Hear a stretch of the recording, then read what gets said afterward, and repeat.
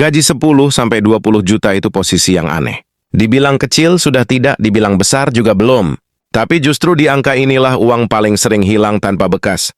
Bukan karena judi, bukan karena bodoh, tapi karena merasa sudah cukup aman, dan rasa aman palsu itu mahal. Masalahnya sederhana tapi sering diabaikan. Uang datang rutin tiap bulan, tagihan masih bisa dibayar, sisa masih ada. Lalu muncul pertanyaan yang kelihatannya sepele, tapi sebenarnya menentukan nasib 5-10 tahun ke depan. Uang ini harus ditaruh di mana? Bukan dihabiskan ya, tapi disimpan. Kata disimpan ini yang sering disalahpahami. Banyak orang mengira menyimpan uang itu berarti tidak dipakai. Padahal yang lebih penting adalah tidak disabotase oleh keputusan sendiri. Di titik ini biasanya orang terbelah jadi dua kubu. Kubu pertama menaruh hampir semua uang di tabungan. Alasannya klasik dan terdengar bijak. Aman liquid. Bisa diambil kapan saja. Masalahnya aman menurut siapa? Aman dari maling iya, aman dari inflasi tidak. Uang memang tidak berkurang secara angka, tapi pelan-pelan kehilangan kemampuan membeli. Ini seperti menaruh es batu di meja. Tidak ada yang mengambil, tapi tetap habis. Kubu kedua kebalikannya. Begitu dengar kata inflasi, langsung panik. Semua harus kerja, semua harus muter. Semua harus investasi. Masuk kemana saja yang katanya mengalahkan inflasi. Saham, kripto, emas, reksadana kadang dicampur dengan keyakinan dan doa. Lucunya, mereka sering lupa satu hal kecil. Uang yang dipakai itu masih dibutuhkan untuk hidup. Akhirnya ketika pasar turun, bukan cuma grafik yang merah, tapi emosi ikut runtuh.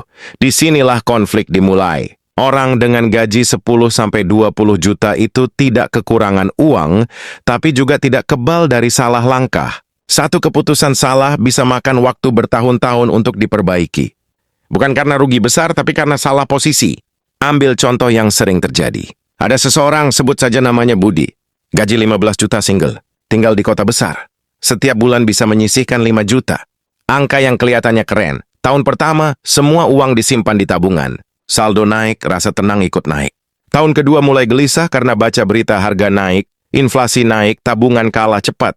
Mulai masuk investasi tapi setengah-setengah, sedikit saham, sedikit reksadana, sedikit emas. Tidak ada struktur, tidak ada tujuan.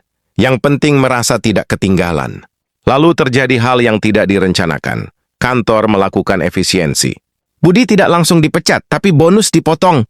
Pengeluaran tetap, pemasukan turun. Dia butuh uang cepat. Yang bisa diambil cuma tabungan dan investasi yang kebetulan sedang turun. Akhirnya dia tarik investasi di waktu yang salah. Rugi tidak besar, tapi cukup untuk bikin kapok. Sejak itu dia bilang investasi itu berbahaya. Padahal yang berbahaya bukan investasinya, tapi cara menyimpan uangnya. Masalah inti di sini bukan soal instrumen, tapi soal fungsi uang. Setiap rupiah itu punya tugas. Ada yang tugasnya bertahan hidup. Ada yang tugasnya jaga ketenangan. Ada yang tugasnya tumbuh pelan. Ada juga yang boleh diajak ambil risiko. Kalau semua disatukan, hasilnya pasti ribut. Seperti menyatukan uang belanja, uang darurat, dan uang investasi dalam satu kantong. Lalu berharap semuanya berperilaku sopan. Orang dengan gaji 10-20 juta sering merasa berada di tengah. Tidak miskin, tapi belum kaya. Justru di tengah ini disiplin paling diuji. Karena godaannya banyak. Naik gaji sedikit, gaya hidup ikut naik. Cicilan muncul pelan-pelan. Awalnya kecil, lama-lama terasa. Lalu uang yang seharusnya disimpan berubah fungsi jadi penenang sesaat. Beli ini, beli itu alasannya sederhana, masih mampu. Yang jarang dibahas adalah efek psikologis dari saldo. Saldo besar di tabungan bikin berani ambil keputusan konsumsi. Saldo kecil bikin panik meskipun aset banyak. Jadi menyimpan uang bukan cuma soal imbal hasil, tapi soal bagaimana otak bereaksi.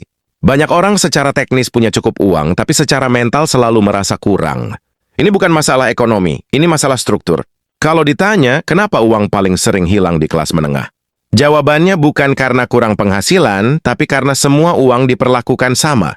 Tidak ada pemisahan peran, tidak ada pagar. Semua cair, semua fleksibel, semua bisa dipakai. Fleksibel terdengar enak, tapi dalam keuangan fleksibel tanpa batas itu mahal. Di titik ini biasanya muncul saran-saran cepat. Bagi persen sekian untuk ini, sekian untuk itu. Masalahnya, angka persentase tanpa konteks itu seperti resep obat tanpa diagnosis. Bisa cocok, bisa juga memperparah. Yang lebih penting adalah memahami urutannya. Mana uang yang tidak boleh disentuh? Mana uang yang boleh tumbuh pelan? Mana uang yang siap turun naik tanpa bikin tidur rusak? Karena di tahun 2026, tantangannya bukan cuma inflasi. Ada ketidakpastian kerja, perubahan industri, biaya hidup yang makin kreatif naiknya. Menyimpan uang tidak bisa lagi pakai logika lama. Menaruh semua di tabungan itu malas mikir. Menaruh semua di investasi itu terlalu percaya diri. Dua-duanya bisa salah di waktu yang salah. Dan disinilah pertanyaan awal itu kembali muncul dengan bobot yang lebih berat. Kalau gaji 10-20 juta di tahun 2026, uang harus disimpan di mana supaya tidak bocor, tidak panik, dan tetap punya kesempatan tumbuh? Jawabannya tidak sesederhana satu tempat, tapi juga tidak serumit yang sering digambarkan. Yang bikin rumit biasanya bukan pasar, tapi kepala sendiri. Di bagian berikutnya, kita mulai bongkar satu persatu fungsi uangnya, tanpa teriak, tanpa janji cuan, tapi cukup jujur untuk bikin mikir dua kali sebelum naruh uang sembarangan. Kalau uang sudah dipahami sebagai alat dengan fungsi berbeda, barulah masuk akal untuk bicara soal tempat menyimpannya. Karena menyimpan uang itu bukan soal mencari yang paling tinggi hasilnya, tapi mencari yang paling tepat tugasnya. Banyak orang kebalik. Lihat imbal hasil dulu, baru mikir kegunaan. Hasilnya, begitu kondisi berubah, semua rencana ikut berubah.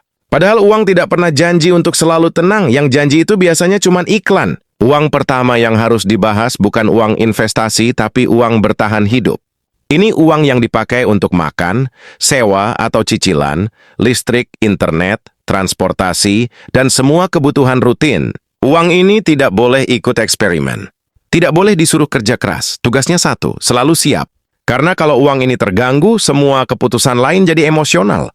Banyak orang gagal investasi bukan karena salah pilih aset, tapi karena uang makan ikut diajak spekulasi. Untuk orang bergaji 10-20 juta, biasanya uang bertahan hidup ini setara 3-6 bulan biaya hidup. Bukan angka sakral, tapi pagar psikologis. Uang ini tempatnya bukan di bawah bantal dan bukan juga di instrumen yang naik turun. Idealnya di tempat yang mudah diambil, risikonya rendah, dan tidak bikin mikir tiap buka aplikasi. Bunga kecil tidak apa-apa, yang penting tidak bikin deg-degan. Karena tenang itu nilainya tidak kelihatan di laporan, tapi terasa di kepala. Masalahnya, banyak orang merasa punya dana darurat, padahal isinya campur aduk. Hari ini disebut darurat, besok dipakai liburan. Minggu depan dipakai beli gawai baru, lalu bilang nanti diisi lagi. Ini bukan dana darurat, ini dana kompromi. Selama uang masih bisa ditawar fungsinya, dia tidak akan pernah siap saat dibutuhkan. Setelah uang bertahan hidup aman, barulah bicara uang yang tugasnya jaga nilai. Ini uang yang tidak dipakai sehari-hari, tapi juga belum siap diajak naik turun tajam. Biasanya ini tempat orang mulai bingung. Disimpan di tabungan terasa rugi, dimasukkan ke aset berisiko terasa ngeri. Disinilah banyak orang salah paham soal menyimpan. Menjaga nilai itu bukan berarti melawan inflasi setiap saat, tapi mengurangi kebocoran pelan-pelan. Contohnya emas atau instrumen pendapatan tetap yang relatif stabil. Bukan untuk kaya, tapi untuk tidak mundur terlalu jauh. Banyak yang kecewa karena menyimpan di aset ini hasilnya tidak wah. Padahal fungsinya memang bukan wah. Ini seperti jaket hujan. Dipakai tidak bikin gagah, tapi berguna saat hujan datang tanpa undangan. Lalu ada uang yang tugasnya tumbuh. Ini uang yang secara mental sudah diikhlaskan untuk naik turun. Bukan uang yang besok lusa dipakai bayar sekolah atau cicilan. Bukan juga uang yang bikin susah tidur kalau merah. Disinilah saham, reksadana saham, atau aset berisiko lain punya tempat. Masalahnya banyak orang menaruh uang bertahan hidup ke sini sambil berharap pasar selalu ramah. Begitu pasar tidak ramah, yang rusak bukan cuma portofolio, tapi emosi. Struktur ini kelihatannya ribet, tapi justru menyederhanakan. Karena setiap kali ada godaan, tinggal tanya, ini uang tugasnya apa? Kalau uang bertugas bertahan hidup, tidak peduli ada peluang apa, dia tidak ikut. Kalau uang bertugas tumbuh, tidak peduli besok merah, dia tetap di situ.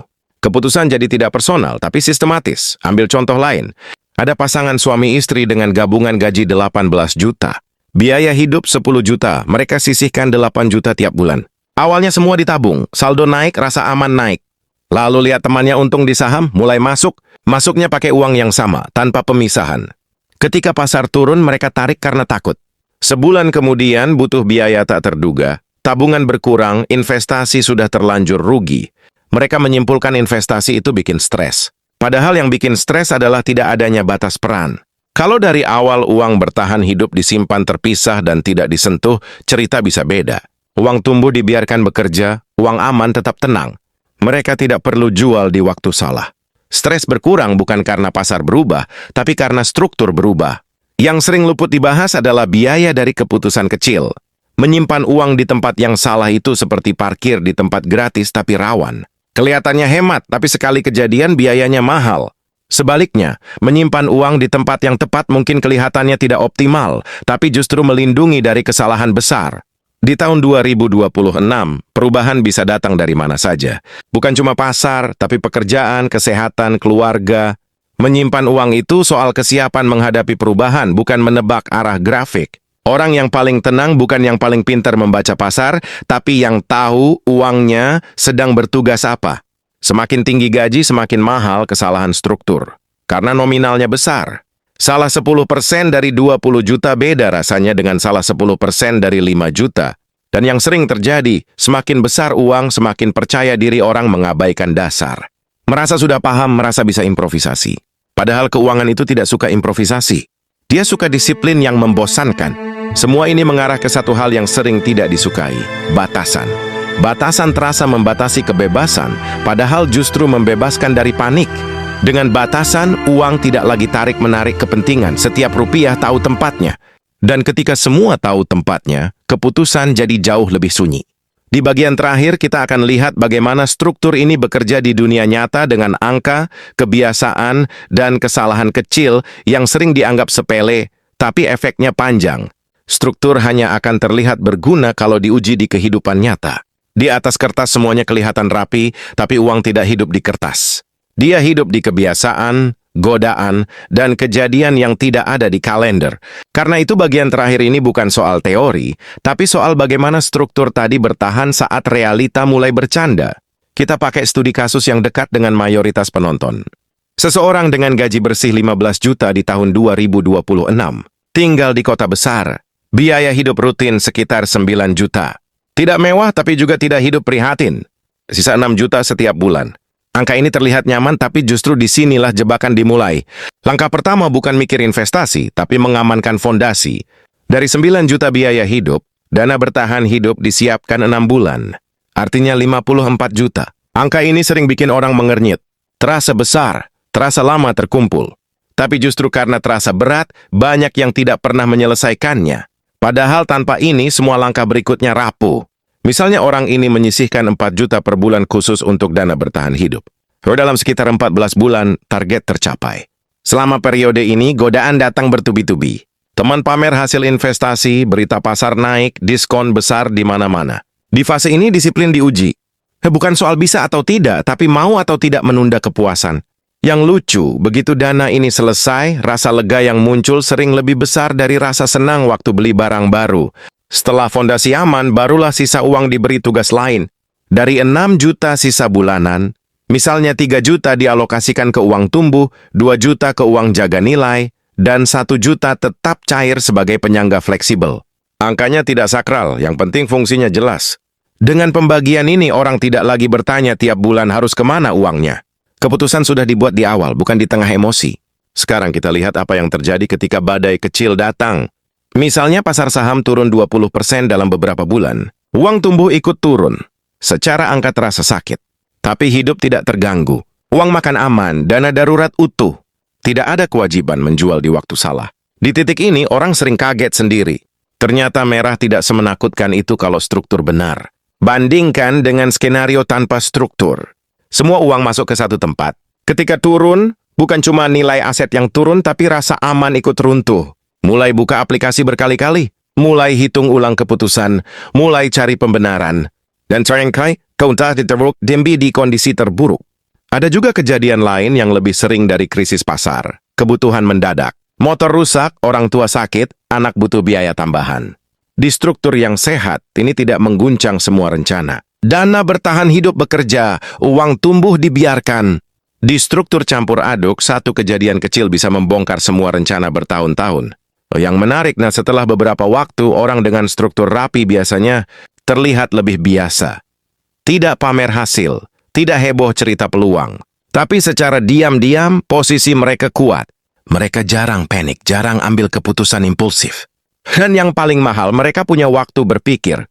Dalam keuangan, waktu berpikir itu aset. Humornya, banyak orang mengejar cuan tapi lupa mengejar ketenangan. Padahal tanpa tenang, cuan sering bocor. Seperti ember tanpa dasar, diisi berapapun habis juga. Struktur keuangan itu bukan buat pamer ke orang lain, tapi buat melindungi diri dari versi diri sendiri yang paling ceroboh. Di tahun 2026, tantangan keuangan bukan cuma soal return, tapi soal bertahan di tengah kebisingan. Media, teman, influencer semua berlomba teriak. Yang tidak ikut teriak sering dikira ketinggalan. Padahal seringkali yang diam justru sedang menghitung. Kalau dirangkum, menyimpan uang dengan gaji 10-20 juta itu bukan soal pintar memilih instrumen, tapi disiplin menempatkan fungsi. Uang bertahan hidup disimpan untuk tenang. Uang jaga nilai disimpan untuk stabil. Uang tumbuh disimpan untuk masa depan.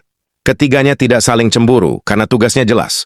Yang sering bikin gagal bukan kurang informasi tapi terlalu banyak gangguan. Bukan tidak tahu caranya tapi tidak konsisten menjalaninya. Keuangan tidak butuh jenius tapi butuh orang yang mau membosankan dalam jangka panjang. Dan kalau ada satu kalimat yang pantas ditutup dari semua ini, mungkin ini. Uang paling sering hilang bukan karena salah pasar, tapi karena salah tempat. Ya, kalau tempatnya benar, hasil mungkin tidak spektakuler, tapi hidup jauh lebih sunyi. Dan dalam dunia yang ribut, kesunyian itu mahal.